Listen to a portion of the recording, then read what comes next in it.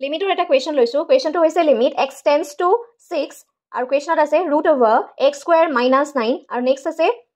x - 3 এতিয়া এই কুৱেশ্যনটো directly যদি আমি x টেন্স টু 6ৰ যেটো কনসেপ্ট আছে that means the value of x is 6 that means 6ৰ আশে পাশে ঠিক আছে যেহেতু ইয়াৰ আগতে আমি লিমিটৰ ক্লাছ বহুতখিনি দিয়া আছে গতিকে আজি কম সময়তে আমি কুৱেশ্যনটো সলভ কৰিব বিচাৰিছো গতিকে এই কুৱেশ্যনটোত আমাক দিঠোৱা হৈছে লিমিট x টেন্স টু 6 ঠিক আছে নেক্সট x² - 9 ডিভাইডেড বাই x - 3 এটো কুৱেশ্যনটো দিঠোৱা হৈছে কিন্তু কুৱেশ্যনটো লিমিটৰ কুৱেশ্যন সাধাৰণতে এনে ধৰণে আহে আৰু ম্যাক্সিমামৰে এই কুৱেশ্যনটো সাধাৰণতে ভয় কৰে যেহেতু √over আছে √over থাকিলে ম্যাক্সিমামৰ প্ৰবলেম হয় কিন্তু ভালদৰে যদি তোমালোকে কুৱেশ্যনটো চোৱা তেতিয়া হলে এই কুৱেশ্যনটোতে গোটেই সলিউশনটো আছে গতিকে এনে ধৰণে আমি ইয়াক x tends to 6 that means x ৰ ভ্যালুটো ইয়াত ডাইৰেক্টলি আমি পুট কৰি নিদো গতিকে ইয়াক আমি এলজেব্ৰাৰ বেলেগ ফৰ্মুলালে আমি কনভাৰ্ট কৰিব পাৰো নে নোৱাৰো চাও আৰু তাৰ কাৰণে এই লিমিটৰ যেটো ফাংচন আছে বা লিমিটৰ কনসেপ্টৰ কাৰণে তোমালোকৰ এলজেব্ৰাৰ যিখিনি ফৰ্মুলা হয় that means a² - b² a + b whole square এই ফৰ্মুলাখিনি সম্পূৰ্ণৰূপে মনত থাকিব লাগিব ঠিক আছে হেতু ইম্পৰ্টেন্ট হয় তাৰ পিছতে ইয়াত আছে চোৱা x² - 9 গতিকে এই x² - 9 টোক আমি কি বুলি লিখিব পাৰো আমি লিখিব পাৰো ইকুৱেশ্যনটো a² - b² ঠিক আছে a² - b² ফৰ্মুলা লিখিব পাৰো a² - b² কি হ'ব a + b a - b ঠিক আছে গতিকে তেনে ধৰণে যদি ভাবো x টো যদি a হয় আৰু 9 টো যদি b হয় দেন এই ফৰ্মুলাটোত আমি এনে ধৰণে লিখিব পাৰো x - 3 ঠিক আছে নেক্সট আৰু এটা আহিব ইকুৱেশ্যনটোতে একেলগে এটো যদি a হয় তাৰ পিছতে এটো আহিব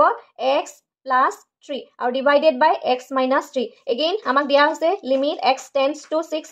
ওকে তাৰ পিছতে নেক্সট স্টেপটোত চাবা এটো যেটো একেটা √over ভিতৰতে আছে গতি আমি ইয়াক বেলেগকেও লিখিব পাৰো x - 3 and x + 3 divided by √over x - 3 এতিয়া চোৱা ইয়াতো x - 3 আছে ইয়াতো x - 3 আছে গতি এই দুটা আমি কি কৰিব পাৰো কেনসেল কৰিব পাৰো বা কাটি দিব পাৰো নেক্সট স্টেপত আমি কৰিম limit x tends to 6 that means x +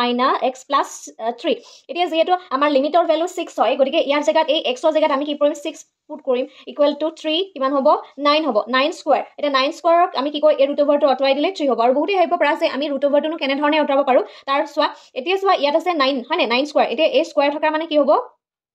এফালে তোমাৰ থাকিলে 9 এটো আমি হাফ লিখো 1/2 ঠিক আছে এনে ধৰণে হাফ লিখো তাৰ পিছতে এই 9 টো কি হয় 3 স্কয়াৰ হয় আমি জানো যে 9 টো কি হয় 3 স্কয়াৰ হয় 3 স্কয়াৰ কৰিলো এটো 1/2 এতিয়া এই